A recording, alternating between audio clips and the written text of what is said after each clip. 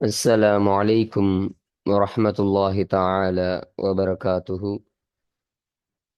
بسم الله الرحمن الرحيم. ரியாலு சாலிஹீன் பாடம் 29. இந்த ரியாலு சாலிஹீன் கிதாபினுடைய 29வது நாளுடைய பாடத்தில் இருக்கிறோம். இந்த பாடத்துல பொறுமை என்ற தலைப்பின் கீழ் அமையக்கூடிய வரக்கூடிய அந்த ஹதீஸுகளை பற்றி நாம் பார்த்து கொண்டிருக்கின்றோம். அல்ஹம்துலில்லாஹ். நம்முடைய ஜாமியா ரகீப் எஜுகேஷனல் ட்ரஸ்டின் மூலமாக பல தீன் சம்பந்தப்பட்ட சேவைகளையும் பல துன்யா சம்பந்தப்பட்ட சேவைகளையும் நாம் செய்து கொண்டிருக்கின்றோம். இந்த சேவைகள் எவ்வித தொய்வின்றி தொடர்ந்து நடைபெறுவதற்காக நீங்கள் துஆ செய்யுங்கள். இன்னும் ஆதரவு தாருங்கள். நன்மையில் ஒன்று சேருவோம், முந்திக் கொள்வோம். உங்களுடைய நன்கொடைகளை நீங்கள் எங்களுக்கு வழங்க விரும்பினால் எங்களுடைய பேங்க் அக்கவுண்ட் வங்கி முகவரிக்கான இங்கு முகவரி நமக்கு கொடுக்கப்பட்டு இருக்கின்றது. அது அல்லாமல் இங்கு QR ஸ்கேனும் கொடுக்கப்பட்டு இருக்கின்றது. இதன் மூலமாக நீங்கள் ஸ்கேன் செய்தும் உங்களுடைய நன்கொடைகளை தாராளமாக வழங்கலாம். அல்லாஹு தஆலா உங்கள் வாழ்நாளை பரக்கத்தாக்கி தருவானாக. ஆமீன் ஆமீன் யா ரப்பல் ஆலமீன். இந்த ரியாது சாலிஹீனுடைய 29வது பாடத்துல நாம் 4 ஹதீஸ்களை பற்றி நாம் பேச இருக்கின்றோம்.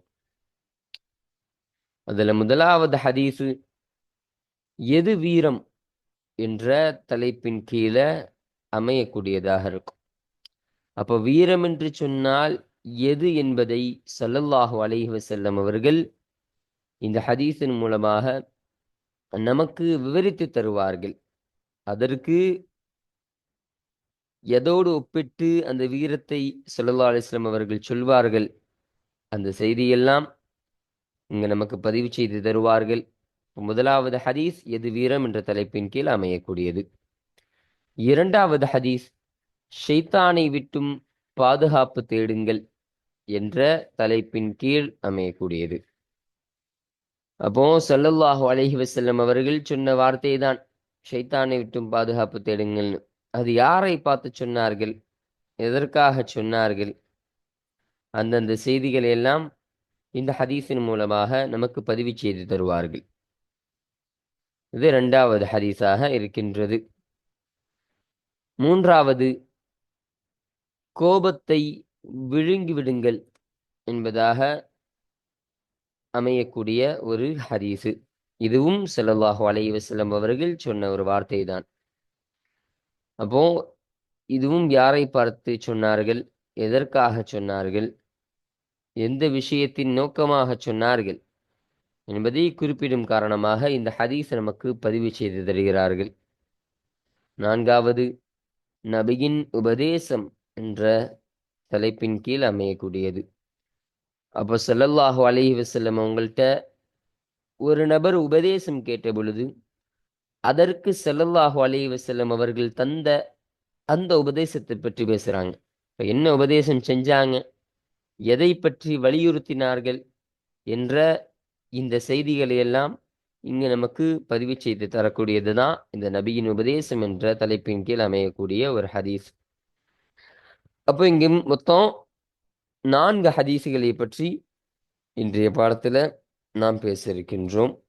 அல்ஹம்துலில்லாஹ். இப்போ நம்ம கிதாபை பார்க்கலாம். அப்போ இன்று பார்க்கக்கூடிய இந்த ஹதீஸுகளுடைய முதலாவது ஹதீஸினுடைய ஒரு ஹுலாசா, ஒரு சுருக்கம் என்னவென்று சொன்னால், ரசூலுல்லாஹி ஸல்லல்லாஹு அலைஹி வஸல்லம் அவர்கள் சொன்னதாக அபூ ஹுரைரா ரலியல்லாஹு அன்ஹு அறிவித்து தருகிறார்கள் இந்த ஹதீஸை. அப்போ ஸல்லல்லாஹு அலைஹி வஸல்லம் அவங்க என்ன சொன்னாங்கன்னா, ஒரு மல்யுத்த போட்டியில போட்டியிட்டு சண்டை போடுறது வீரம் என்பது கிடையாது. ஒரு சண்டையிட்டு ஒருவனை வீழ்த்துவது என்பது வீரம் என்பது கிடையாது. நிச்சயமாக வீரம் என்பதெல்லாம் தனக்கு கோபம் ஏற்படும் பொழுது தன்னை கட்டுப்படுத்திக் கொள்பவன், தன்னுடைய நப்சை விட்டும் தன்னை தடுத்துக் கொள்பவன் தான் உண்மையான வீரன் என்பதை தெரிவிக்கும் விதமாக சொல்லக்கூடிய ஒரு ஹதீஸு தான் இந்த ஹதீஸு. இப்போ நம்ம இந்த ஹதீஸை வாசிப்போம். 45வது ஹதீஸு. وعن أبي هريرة رضي الله عنه. அபூ ஹுரைரா ரதியல்லாஹு அன்ஹு அவர்களே தொட்டும் அறிவிக்கப்படக்கூடியது. ரதியல்லாஹு அன்ஹு அவர்களே தொட்டும் அல்லாஹு தஆலா பொருந்திக் கொள்வானாக. அன்ன ரசூலல்லாஹி ஸல்லல்லாஹு அலைஹி வஸல்லம், நிச்சயமாக அல்லாஹுடைய தூதர் ஸல்லல்லாஹு அலைஹி வஸல்லம் அவர்கள், கால அவர்கள் சொன்னார்கள், லைஸ ஷதீது கடுமை என்பது இல்லை. அப்போ ஷதீதுன்னு சொன்னா கடுமையானது அப்படியெல்லாம் அர்த்தம் வரும். அப்ப இந்த இடத்துல நமக்கு வீரம் என்று பொருத்தி கொண்டால் இந்த இடத்துல சரியானதாக இருக்கும். அப்போ வீரம் என்பது இல்லை, பிஸ்ஸுரஅதி வீழ்த்துவதை கொண்டு இல்லை. அப்போ ஒருத்தனை மல்யுத்தம் செஞ்சு ஒரு மனுஷனை வீழ்த்திட்டா அது வீரம் என்பது கிடையாது. சொல்றாங்க பாருங்க, இன்னம ஷதீது நிச்சயமாக வீரன் என்பதெல்லாம் அல்லதி அவன் எத்தகையவன் என்றால், யம்லிகு நஃப்ஸஹு தன்னுடைய நஃப்ஸை அவன் தடுத்து கொள்வான், கட்டுப்படுத்திக் கொள்வானே, ஐந்தல் கலபி எப்போ கோபம் ஏற்படும் பொழுது, கோபத்தினுடைய சமயத்துல தன்னுடைய நஃப்ஸை அவன் கட்டுப்படுத்திக் கொள்வானே, அத்தகையவன் தான் வீரன் என்பதாக ஸல்லல்லாஹு அலைஹி வஸல்லம் அவர்கள் இந்த ஹதீஸின் மூலமாக சொல்ல வருகிறார்கள். அப்போ நம்ம மேல போட்ட தலைப்புல யார் வீரன் என்ற தலைப்பின் கீழே இந்த ஹதீஸ் அமையக்கூடியதாக இருக்குன்னு சொன்னோம். அப்போ உங்களுக்கு இந்த ஹதீஸை பார்த்தாலே இப்ப விளங்கியிருக்கும். ஒருத்தன் கோபம் வந்தாலும் தன்னை கட்டுப்படுத்தி கொண்டு பொறுமையோடு இருப்பவன் தான் அவன் உண்மையான வீரன் என்பதை நிரூபிக்கக்கூடிய ஹதீஸாக இந்த ஹதீஸ் இருக்கு. முத்தஃபக்குன் அலைஹ், இந்த ஹதீஸானது புகாரி முஸ்லிம் இருவராலும் இத்திஃபாக் செய்யப்பட்ட ஹதீஸாக இருக்கு. அப்போ இந்த ஹதீஸு இந்த பாபு சபுர் என்ற பாபின் கீழே பதிவு செய்யப்படக்கூடிய காரணம் என்னவென்று சொன்னால், இந்த ஹதீஸு அப்போ ஸல்லல்லாஹு அலைஹி வஸல்லம் சொல்லக்கூடிய கருத்து, கோபத்தை விட்டும் தன்னை தடுத்து கொள்வான் அப்படின்னு சொன்னா என்ன அர்த்தம்? அவன் பொறுமையாக இருந்து கொள்வான். கோபத்துடைய சமயத்திலும் பொறுமையாக இருந்து கொள்றான் என்ற அர்த்தம் தானே வருது. அப்ப இந்த கருத்து இந்த ஹதீஸ்ல உள்ளடக்கியதன் காரணமாக தான் இந்த ஹதீஸானது பாபு சபருல பொறுமை என்ற பாடத்தின் கீழே பதிவு செய்யப்பட்டிருக்கு. இன்னும் நான் மேலேயே சொல்லப்பட்டது மாதிரி எது வீரம் என்ற தலைப்பின் கீழையும் இந்த ஹதீஸானது இங்கு அமையக்கூடியதாக இருக்கின்றது. இப்போ அடுத்த ஒரு விஷயத்தை சொல்றாங்க பாருங்க. இந்த ஹதீஸினுடைய தொடர்ச்சியாக வஸ்ஸுரஅத்து, இந்த சுரஅத் என்பதாகிறது பிலம்மி சாதி வ ஃபத்ஹி ராஇ, சாதுக்கு லம்மை கொண்டும் ராவுக்கு ஃபத்ஹை கொண்டும் வாசிக்க வேண்டும். பாருங்க, சாதுக்கு லம்மு போட்டிருக்காங்களா, ராவுக்கு ஃபத்ஹ போட்டிருக்காங்களா, இதைத்தான் சொல்றாங்க. வாசிலுஹு, இன்னும் அதனுடைய அசலாகிறது ஐந்தல் அரபு, அரபிகளிடத்தில் அதனுடைய அசலாகிறது மை யஸ்ரஉன் நாஸ கஸீரன், யார் மக்களை அதிகமாக வீழ்த்துவானோ என்ற அர்த்தத்தை இது தரக்கூடியதாக இருக்கு அப்படின்னு அரபுகள் சொல்றாங்க. இப்போ அடுத்தபடியாக 36வது ஹதீஸை பார்ப்போம். இந்த ஹதீஸனுடைய ஒரு சுருக்கம் என்னன்னு சொன்னா, சுலைமான் இப்னு சுரத் ரலியல்லாஹு அன்ஹு அவர்களை தொட்டும் அறிவிக்கப்படக்கூடிய ஹதீஸ். அவங்க சொல்றாங்க, ரசூலுல்லாஹி ஸல்லல்லாஹு அலைஹி வஸல்லம் அவங்கள்ட்ட அவர்களிடத்தில் நாங்கள் உட்கார்ந்திருந்தோம். அப்போ 2 நபர்கள் வந்தார்கள். அந்த 2 நபர்கள்ல அந்த 2 நபர் ரொம்ப கோபப்பட்டு, ரொம்ப கோபம் கொண்டு அவருடைய முகம் சிவந்து இருந்தது. அவருடைய கழுத்து நரம்பெல்லாம் புடைச்சிருந்துச்சு. அந்த அளவு ஒரு கோபமான ஒரு நிலையில அந்த 2 நபர்ல இருந்து ஒரு நபர் இருந்தாரு. அப்ப அந்த சமயத்துல ஸல்லல்லாஹு அலைஹி வஸல்லம் சொன்னாங்க, அவர்களை அஊது பில்லாஹி மினஷ் ஷைத்தானிர் ரஜீம் என்பதாக அதை ஓதச் சொல்லுங்கள், அவருடைய கோபம் தனியும் என்பதாக ஸல்லல்லாஹு அலைஹி வஸல்லம் அவர்கள் சொன்னார்கள். அப்ப அவருக்கு அதே மாதிரியே சொல்லப்படுது, சஹாபாக்கெல்லாம் அவருக்கு சொல்லப்படுது. ஸல்லல்லாஹு அலைஹி வஸல்லம் உங்களை அஊது பில்லாஹி மினஷ் ஷைத்வானிர் ரஜீம் என்பதாக ஓதச் சொன்னார்கள் என்ற செய்தியை சொன்ன உடனே அவரும் ஓதுகிறார். ஓதிட்டு அவரும் ஓதி அந்த கோபத்தை அவர் தணித்துக் கொள்கிறார். அந்த கோபம் என்பது ஷைத்தானுடைய செயல் என்பதை இங்கு குறிப்பிடுகிறார்கள். அப்போ இப்போ வாங்க ஹதீஸை வாசிப்போம். 46வது ஹதீஸ். வான் சுலைமான் இப்னு சுரதின், சுலைமான் இப்னு சுரத் ரலியல்லாஹு அன்ஹு அவர்களை தொட்டும் அறிவிக்கப்படக்கூடிய ஹதீஸ். சுரத் என்பவருடைய மகனான சுலைமான் ரலியல்லாஹு அன்ஹு அவர்களை தொட்டும் அல்லாஹு தஆலா பொருந்திக் கொள்வானாக. கால அவர்கள் சொன்னார்கள், குந்து ஜாலிசன் மஅன் நபியி ஸல்லல்லாஹு அலைஹி வஸல்லம், நபி ஸல்லல்லாஹு அலைஹி வஸல்லம் அவர்களோடு அமர்ந்திருக்கும் நிலையில் நான் ஆகியிருந்தேன். அப்போ ஸல்லல்லாஹு அலைஹி வஸல்லம் அவங்களோட நான் உட்கார்ந்துருக்கேன்னு சொல்றாங்க. வரஜுலானி, இன்னும் 2 ஆண்களாகிறவர்கள், எஸ்தப்பானி அவர்கள் இருவரும் திட்டிக் கொண்டிருந்தார்கள். வாஹதுஹுமா, இன்னும் அந்த 2 நபர்களில் ஒருவராகிறவர், கத்யஹ்மர்ர வஜ்ஹுஹு, திட்டமாக அவருடைய முகமானது சிவந்திருந்தது. அப்போ அவருடைய முகம் சிவந்த நிலையில ஒரு நபர் இருக்கிறாரு. இன்னும் வந்தஃபகத் ஔதாஜுஹு, இன்னும் அவருடைய கழுத்து நரம்புகள் எல்லாம் புடைத்திருக்கக்கூடிய நிலையில. அப்போ ஒரு கழுத்து நரம்பு புடைச்சிருக்கு, முகம் சிவந்து இருக்கின்றது. அப்படி ஒரு நபர் இருந்தாரு. ஃபகால ரசூலுல்லாஹி ஸல்லல்லாஹு அலைஹி வஸல்லம், பார்த்துட்டு அல்லாஹுடைய தூதர் ஸல்லல்லாஹு அலைஹி வஸல்லம் அவர்கள் சொன்னார்கள், இன்னி நிச்சயமாக நான் லஅலமு, திட்டமாக அறியக்கூடியவனாக இருக்கிறேன், கலிமத்தன் ஒரு கலிமாவை, ஒரு வார்த்தையை, லவ் காலஹா, அந்த வார்த்தையை அந்த கோபம் கொண்டிருக்கக்கூடிய அந்த நபர் சொன்னால், லதஹப அன்ஹு மா யஜிது, அவர் பெற்றுக்கொண்ட ஒன்று அவரை விட்டும் சென்றுவிடும். திட்டமாக அவருக்கு என்ன ஏற்பட்டு இருக்கிறோ அது நிச்சயமாக சென்றுவிடும் என்பதாக ஸல்லல்லாஹு அலைஹி வஸல்லம் அவர்கள் சொன்னார்கள். லவ் கால, அந்த நபர் சொன்னால், அந்த வார்த்தை என்னன்னு ஸல்லல்லாஹு விவரிக்கிறாங்க. அஊது பில்லாஹி மினஷ் ஷைத்வானிர் ரஜீம், விரட்டி அடிக்கப்பட்ட அந்த ஷைத்தானை விட்டும் அல்லாஹ்விடத்தில் நான் பாதுகாப்பு தேடுகிறேன் என்ற இந்த துஆவினை அவர் சொன்னால், தஹப மின்ஹு மா யஜிது, அவர் பெற்றுக்கொண்டு ஒன்று அவரிலிருந்தும் சென்றுவிடும் என்பதாக சொல்றாங்க. ஃபகாலு லஹு, எனவே சஹாபாக்கள் சொன்னார்கள். லஹு, யாருக்கு? அந்த நபருக்கெல்லாம் சஹாபாக்கள் சொன்னாங்க. ஸல்லல்லாஹு அலைஹி வஸல்லம் சொன்னதாக சொல்றாங்க. இன்னன் நபிய, நிச்சயமாக நபி ஸல்லல்லாஹு அலைஹி வஸல்லம் அவர்கள், கால அவர்கள் சொன்னார்கள், தஅவ்வத் பில்லாஹி மினஷ் ஷைத்வானிர் ரஜீம், விரட்டி அடிக்கப்பட்ட அந்த ஷைத்தானிலிருந்தும் அல்லாஹ்வை கொண்டு நீ பாதுகாப்பு தேடிக்கொள் என்பதாக ஸல்லல்லாஹு அலைஹி வஸல்லம் அவர்கள் சொன்ன இந்த செய்தியை சஹாபாக்கள் அந்த நபருக்கு எடுத்துச் சொன்னார்கள்.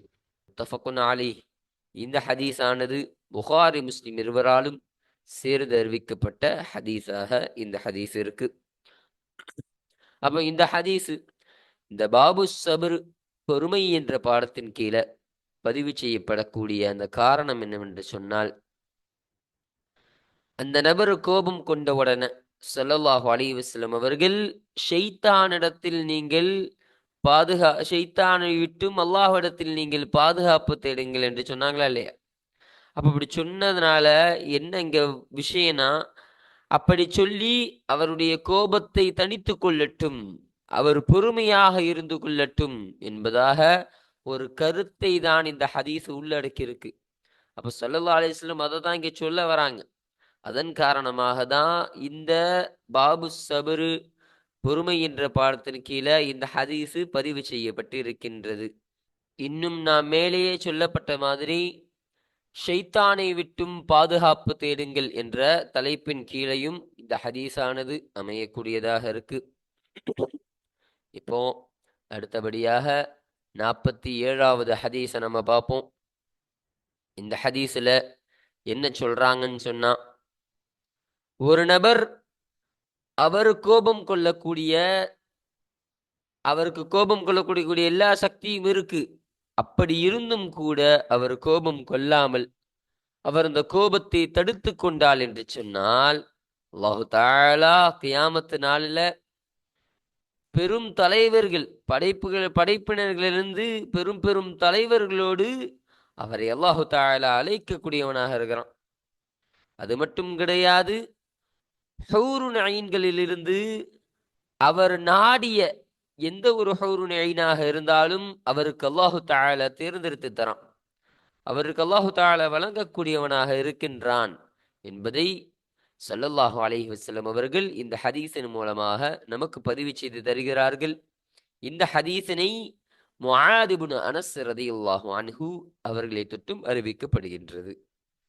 சரிங்களா? அப்போ இந்த ஹதீஸை நம்ம வாசிப்போம். 47வது ஹதீஸ்.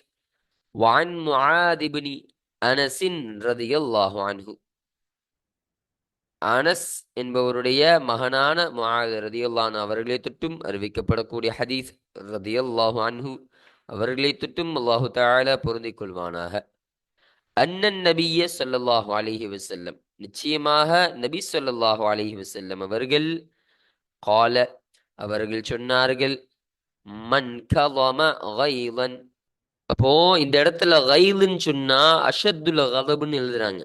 அப்போ கோபத்தினுடைய ஒரு கடுமையான ஒரு கோபம், அதற்கு தான் கைலுன்னு சொல்லுவோம். அப்ப அந்த கடுமையான கோபத்தை யார் மென்று முழுங்குவாரோ, இப்போ மென்று விழுங்கி விடுவார். அப்ப என்ன சொல்றாங்கன்னு சொன்னா, அந்த கோபத்தை யார் கட்டுப்படுத்திக் கொள்கிறார்களோ அப்படின்னு சொல்ல வராங்க. சரிங்களா?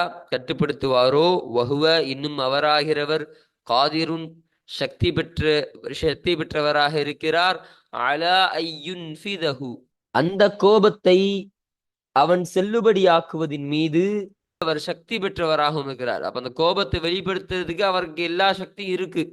அப்படி இருந்தும் யார் அந்த கோபத்தை மென்று விழுங்கி விடுவாரோ அவருக்கு தஆஹுல்லாஹு சுப்ஹானஹு வ தஆலா, பரிசுத்தமான இன்னும் உயர்ந்தவனான அந்த அல்லாஹு தஆலா அவரை அழைப்பான். அலா ரூஸில் ஹலாயிகி, படைப்பினங்களின் தலைவர்களோடு அந்த நபரை அல்லாஹு தஆலா அழைக்கக்கூடியவனாக இருக்கிறான். அப்போ கியாமத்து நாளில அந்த நபரை அல்லாஹு தஆலா தலைவர்களான படைப்பினங்கள் முன்னிலையில அந்த நபரை அல்லாஹு தஆலா அழைக்கக்கூடியவனாக இருக்கிறான் அப்படின்னு சொல்றாங்க.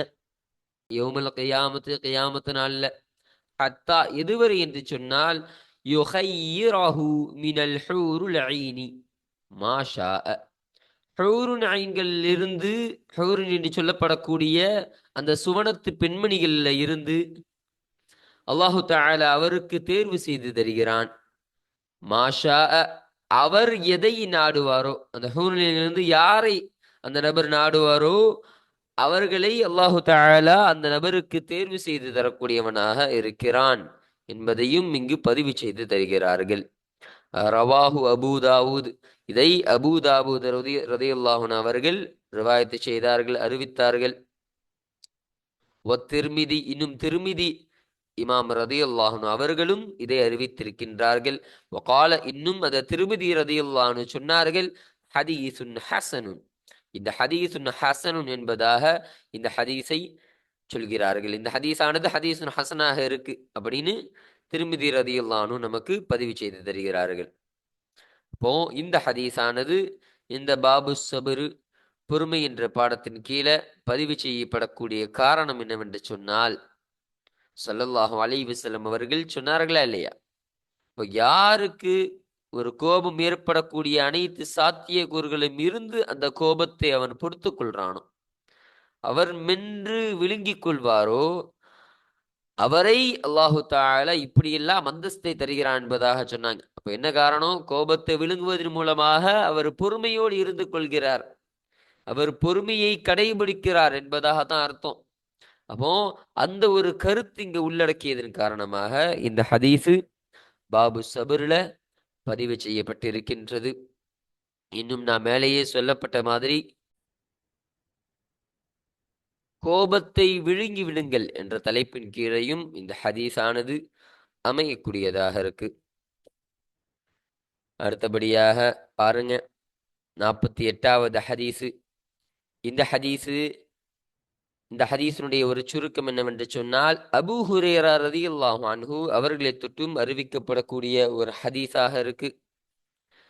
அவர்கள் சொல்றாங்க, நிச்சயமாக ஒரு மனிதர் ஸல்லல்லாஹு அலைஹி வஸல்லம் அவங்கள்ட்ட கேட்குறாங்க, எனக்கு நீங்க ஏதாச்சும் உபதேசம் செய்யுங்க யார சொல்லலாம், எனக்கு ஏதாவது நீங்க அட்வைஸ் பண்ணுங்க என்பதாக கேட்ட பொழுது ஸல்லல்லாஹு அலைஹி வஸல்லம் சொல்கிறார்கள், நீ கோபப்படாமல் இருந்து கொள் என்பதாக ஸல்லல்லாஹு அலைஹி வஸல்லம் அவங்க சொல்றாங்க. மீண்டும் அந்த நபர் கேட்கிறாரு, எனக்கு உபதேசம் செய்யுங்கள் யார சொல்லலாம் என்பதாக அந்த நபர் மீண்டும் கேட்ட பொழுது அப்பொழுதும் ஸல்லல்லாஹு அலைஹி வஸல்லம் அவர்கள், நீங்கள் கோபம் கொள்ளாமல் இருந்து கொள்ளுங்கள் என்பதாக மீண்டும் அந்த வார்த்தையை ஸல்லல்லாஹு அலைஹி வஸல்லம் அவர்கள் சொன்னார்கள் அந்த நபருக்கு. அப்போ ஸல்லல்லாஹு அலைஹி வஸல்லம் அந்த கோபம் கொள்ளாதீர்கள் என்ற அந்த செய்தியை எந்த அளவிற்கு ஆணித்தரமாக பதிவு செய்கிறார்கள் என்பதை சொல்லக்கூடிய அமையக்கூடிய ஒரு ஹதீஸாக இந்த ஹதீஸானது இருக்கின்றது. சரி, இப்ப பாருங்க ஹதீஸை வாசிப்போம். 48வது ஹதீஸ். வான் அபி ஹுரைரத ரதியல்லாஹு அன்ஹு, அபூ ஹுரைரா ரதியல்லாஹு அன்ஹு அவர்களை தொட்டும் அறிவிக்கப்படக்கூடிய ஹதீஸ். ரதியல்லாஹு அன்ஹு அவர்களை தொட்டும் அல்லாஹு தஆலா பொருந்திக் கொள்வானாக. அன்ன ரஜுலன் நிச்சயமாக ஒரு மனிதர், காலலின் நபி நபி ஸல்லல்லாஹு அலைஹி வஸல்லம் அவர்களிடத்தில் கேட்டார், ஔசினி எனக்கு நீங்கள் உபதேசம் செய்யுங்கள், உபதேசம் செய்யுங்கள் யார சொல்லலாம் என்பதாக அவர் கேட்டார்.